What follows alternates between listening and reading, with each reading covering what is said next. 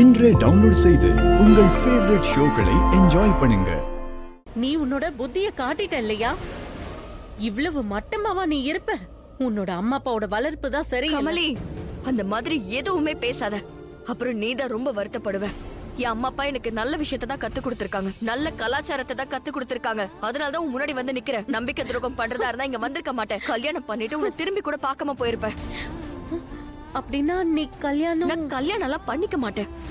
நான் பல்வேந்தர கல்யாணம் பண்ணிக்க மாட்டேன். பல்வேந்தர நீதான் கல்யாணம் பண்ணிப்ப. நான் பல்வேந்தர கல்யாணம் பண்ணிக்கிறேன்னு தான் சொன்னேன். அது என் தங்கச்சிங்களுக்காக, அவங்க வாழ்க்கை பாலாக கூடாதுங்கிறதுக்காக. என் சித்தி வற்புறுத்தினாங்க, அதனால நான் அப்படி சொன்னேன்.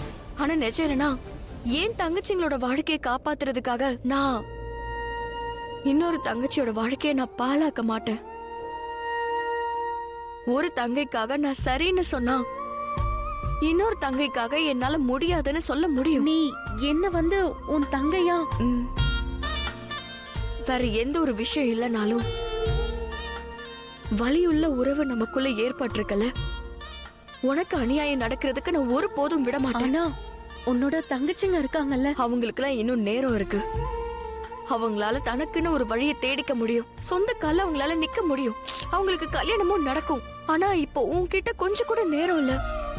உனக்கும் பல்வேந்தருக்கும் மட்டும் கல்யாணம் நடக்கலனா உனக்கு மிகப்பெரிய அநியாயம் நடக்கும். அதோட உன் வயித்துல வளர குழந்தை அது இன்னும் உலகத்தையே பார்க்கல. அதனால உனக்கும் பல்வேந்தருக்கும் நிச்சயமா கல்யாணம் நடக்கணும்.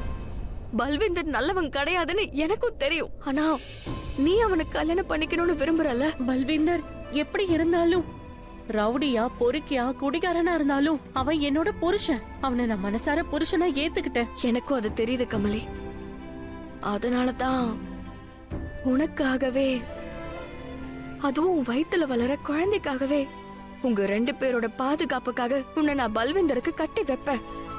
நான் உனக்கு வாக்கு கொடுக்கறேன். ஆனா நான் வந்து உன் வீட்டுக்கு போயிருந்தேன். ஏன் வீட்டுக்கு வந்திருந்தியா? ஐயோ கமலி, நீ யார்கிட்டயும் எதுவும் சொல்லல? இல்ல, ஆனா அங்க வந்தப்போதான் சொன்னாங்க நீ இன்னைக்கு பல்வேந்திர கல்யாணம் பண்ணிக்க போற. ஆமா, ஏன்னா நான் தான் பல்வேந்திர கல்யாணம் பண்ணிக்க போறேன்னு எல்லாரும் நம்பிக்கிட்டு இருக்காங்க. நானும் கல்யாணத்துக்கு சரின்னு சொல்லிருக்கேன். எனக்கு தான் கல்யாணம் நடக்க போகுதுன்னு எல்லாரும் நம்பிக்கிட்டு இருக்காங்க. என் தங்கச்சி அப்படிதான் நினைக்கிறாங்க. ஆனா நான் யார்கிட்டயும் எதுவும் சொல்லல. ஷாலு பாணிக்கு கூட தெரியாது. நான் சொல்லாததால அவங்களும் வருத்தமா தான் இருக்காங்க. ரொம்ப ஃபீல் பண்றாங்க. நான் ஏன் சொல்ல விரும்பலன்னா யாருக்கும் இதனால சந்தேகம் வந்துடக்கூடாது.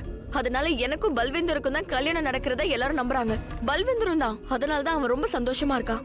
அவன் ஜெயிச்சுட்டுதா அவன் நினைச்சிட்டு இருக்கான். அந்த நினைப்பிலே இருக்கான். அவனோட இந்த நினைப்பதான் நாம பயன்படுத்திக்கணும். ஏன் இடத்துல மண்டபத்துல நீதான் உட்காருவ. மண்டபத்துல பல்வேந்தர் பக்கத்துல நீ உட்கார்ந்து உனக்கு தான் கல்யாணம் நடக்கும். எனக்கு ஆகாது. அங்க எல்லாரும் முன்னாடியும் அக்னிய சாட்சியா வச்சு எல்லா சம்பிரதாயங்களோட பண்டிதரும் மந்திரத்தை சொல்லுவாரு. உனக்கும் பல்வேந்தருக்கும் கல்யாணம் நடக்கும். எல்லாரும் முன்னாடியும் கல்யாணம் நடக்கும். அப்படி நடந்த பல்வேந்தரால அதை தடுக்க முடியாது. என்ன மன்னிச்சிரு லட்சுமி. இங்க பாரு, இப்ப நம்ம இத பத்தி எல்லாம் பேசிட்டு இருக்க முடியாது. நீ கொஞ்ச நேரம் அமைதியா இரு. நான் சொல்ல போற விஷயத்த மட்டும் கவனமா கேளு. நாம எல்லா விஷயத்தையும் ரொம்ப ஜாக்கிரதையா பண்ணணும். முக்கியமா நீ ரொம்ப எச்சரிக்கையா இருக்கணும் எல்லாத்துலயும். புரிஞ்சுதா? லட்சுமி, உன்னோட இந்த உதவியை நான் மறக்கவே மாட்டேன். நீ என்னோட தங்கச்சி. இதை எப்பவுமே நீ உதவியா நினைக்காத. புரியுதா உனக்கு? எனக்கு இருக்கிறது ஒரே ஒரு விருப்பம் தான். நல்லபடியா இந்த கல்யாணம் நடக்கணும். சந்தோஷமா உனக்குன்னு ஒரு குடும்பமும் அமையணும்.